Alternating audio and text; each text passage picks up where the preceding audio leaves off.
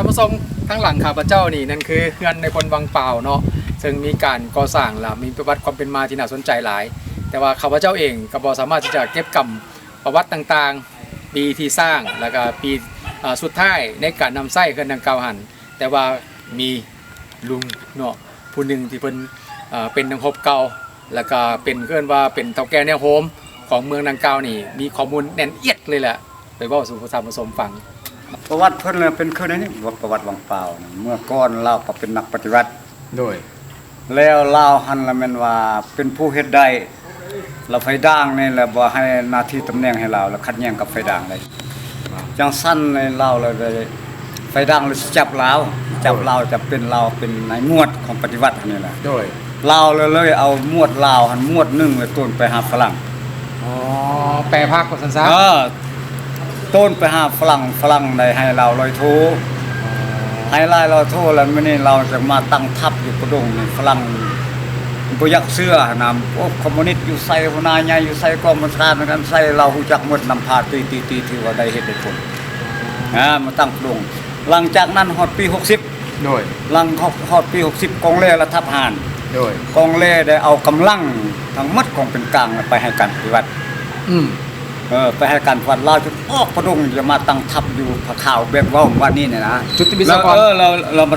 มาพระข่าวปั๊บแล้วสร้างเดินวินแล้วบ่เหมาะสมกับปี60นั่นแหละตอนนั้นน่ะเรา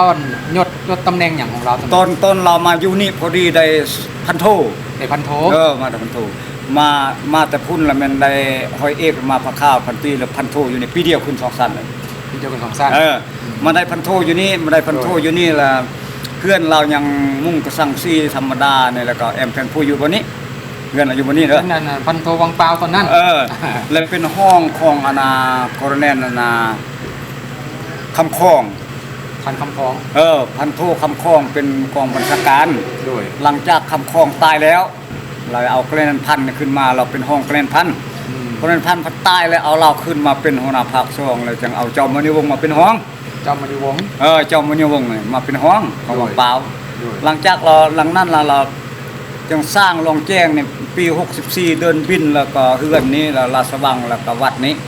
หลังจากสร้างสำเร็จแล้วผู้เกี่ยวก็ได้เชิญเจ้าชีวิตมาเยี่ยมยามจังสั้นมันตั้งอยู่เทิงให้เจ้าชีวิตไปนั่งพักผ่อนเบิ่งบ้านเมืองมันจุดประสงค์มันอยู่เทิงตั้งเทิงมันคือบางชีวิตเนาะอันที่2มาแล้วเจ้าใช้เจ้าชีวิตไปเปิดครัวน้ำพากับน้ำเหล่านี้แบบว่ามีหูตรงเนื้อก่อนไว้ตรงเนื้อนี่รักษาสายน้ำตัวนี้บ่ให้ทำลายครัวและรักษาอันเส้นทาง5บี้นี่แต่นี่ฮอดท่าเรือแล้วก็แต่นี่ฮอดเมืองอนุวงศ์เป็นในพ้นต้องสร้างบรรหาได้วันหนึ่งให้รัฐบาลสร้างผลงานจังสั้นแล้วเส้นทางนี่แล้วบ่ให้เชื่อนทุกปีแล้วมันค่อยดำค่อยร้อนระบาดมีการงวยแบบนี้บ่เชื่อนทุกคนมันเป็นอันนั้นเรามาสร้างตัวนี้นี่คือว่าเป็นห้องประชุมใต้ดินเราจะเป็นป้องในเขาเจ้าอัดมันเวลาเขาประชุมผู้ใหญ่อยู่ในภาค2นี่นะมันจะมีผู้ป้องกันมีบนเอาปืน12-7ออกทาง4ด้านเลยมีปลายปืนออกมา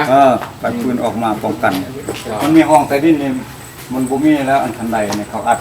เป็นห้องเก็บเงินให้พ่อมื้อนั้นห้องเก็บเงินตรงอีกเทิงตะกี้เป็นจังได๋ก็หัวตะกี้พ่อหัวตะกี้แล้วจะเป็นอันบังเกอร์คือเอาไปทั้งหมดสูงจังแม่โอ้ก็ถือว่าเฮานี่ยื้อมือเลยแล้วก็หลังจากนั้นแล้วเขาเจ้าเอารถน้ำขี้รถน้ำนั่นเป็นโค้งอยู่ไทยเป็นสุเทพเทือกสุบรรณเอาไปเฮ็ดสนับสนุนการเดินทางโดย